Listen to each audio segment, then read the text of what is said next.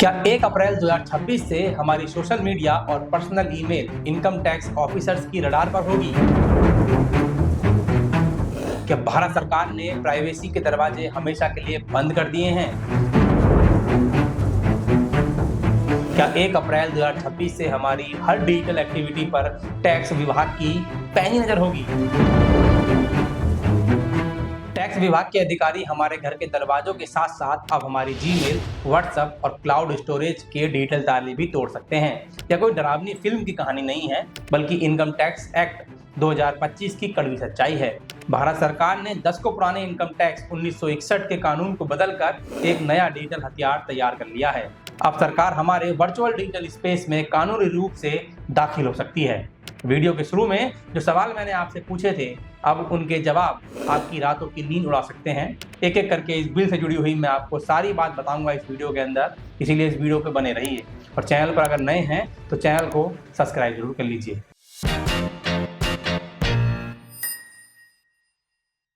नमस्कार दोस्तों, मेरा नाम है मनोज सिंह और आप देख रहे हैं ओपन क्वेश्चन। 1 अप्रैल 2026 से सरकार पूरी तरीके से हमारी जीमेल आईडी, सोशल मीडिया और हम पर जितनी भी डिजिटल स्पेस मौजूद हैं उनमें घुस सकेगी और उन्हें देख सकेगी। दरअसल 11 अगस्त 2025 को भारत की संसद में इनकम टैक्स 2025 पारित किया गया था और 21 अगस्त 2025 को राष्ट्रपति की मंजूरी मिलते ही यह इनकम टैक्स एक्ट 2025 बन गया। 22 अगस्त 2025 को इसे भारत के राज्यपत्र यानी कि गैजेट ऑफ इंडिया में आधिकारिक तौर पर नोटिफाई भी कर दिया गया था। जब सब कुछ अगस्त में हो ही गया था तो अब इस पर इतनी बड़ी चर्चा क्यों हो रही है? तो इसके 3 पॉइंट्स मैं आपके सामने रखता हूं। दिसंबर 2025 जाते जाते ये सुर्खियों में इसलिए आ गया क्योंकि इनकम टैक्स विभाग ने हाल ही में अपने ऑपरेशनल गाइडलाइंस यानी कि मैनुअल्स जारी किए हैं, जिसमें ये लिखा गया है कि 1 अप्रैल 2026 से पूरी तरह ये नियम प्रभावी हो रहे हैं, जिसका मतलब है कि टैक्स पेयर्स के पास तैयारी के लिए अब केवल 3 महीने बचे हैं। दिसंबर का समय वह समय होता है जब लोग अपना टैक्स प्लान करते हैं और जगह ढूंढते हैं कि कैसे टैक्स बचाया जाए, लेकिन इस कानून से अब डर का माहौल बन गया है। दिसंबर 2025 में रिपोर्ट आई है कि सरकार ने अपना नया AI आधारित इनसाइट 3.0 पोर्टल टेस्ट करना शुरू कर दिया है, जो सीधे सोशल मीडिया और ईमेल से डाटा सिंक करने की क्षमता रखता है। हाल ही में नवंबर-दिसंबर 2025 में कुछ बड़े स्टार्टअप्स को पायलट नोटिस भेजे गए थे, जिसमें उनके पिछले 3 साल के क्लाउड डाटा का एक्सेस मांगा गया था। इसी वजह से विशेषज्ञों और जनता के बीच हलचल फिर से तेज हो गई है। तो जो सवाल मैंने शुरू में किए थे तो उनके जवाब हैं हाँ, अब आपका ईमेल रडार पर है। हाँ, 1 अप्रैल 2026 से आपकी हर डिजिटल फुटप्रिंट की जांच हो सकती है। और हाँ, प्राइवेसी अब सरकार की जांच के दायरे में आ चुकी है।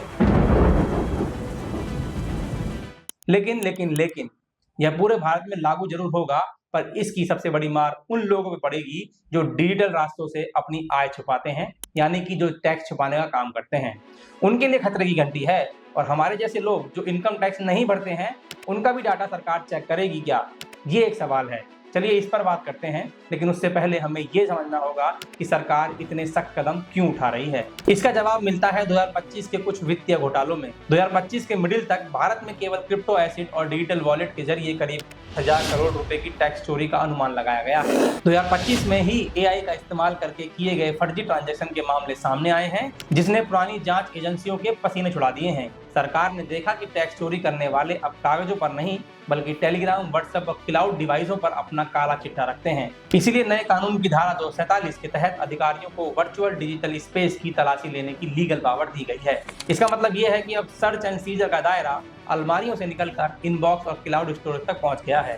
अब वो समझिए जो कोई नहीं बता रहा। अगर किसी अधिकारी के पास ठोस कारण है, तभी वह हमारे सोशल मीडिया मैनेज खंगाल सकते हैं और हमारे डिजिटल डिवाइस के पासवर्ड या एक्सेस कोड को देने के लिए हमें मजबूर कर सकते हैं। यहाँ तक कि अगर हम सहयोग नहीं करते तो वह डिजिटल लॉक तोड़ने के लिए भी तकनीकी विशेषज्ञों की मदद ले सकते हैं। अब सवाल उठता है कि क्या ये सही है? मेरी राय में यह 2 धारी तलवार है। एक तरफ 2025 के डिजिटल घोटालों ने यह साबित कर दिया कि पुराने कानून आधुनिक अपराधियों के सामने बौने पड़ गए हैं।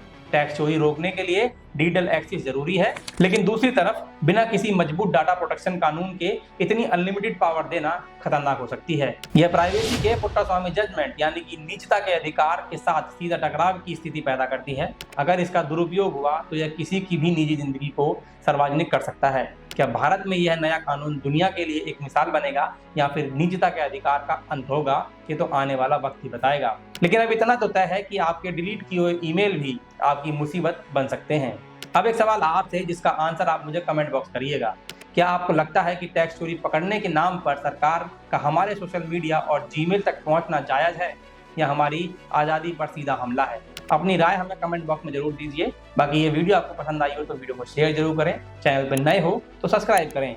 और बाकी मैं मिलूंगा आपसे अगली वीडियो में एक नए मुद्दे के साथ। तब तक के लिए जय हिंद, वंदे मातरम।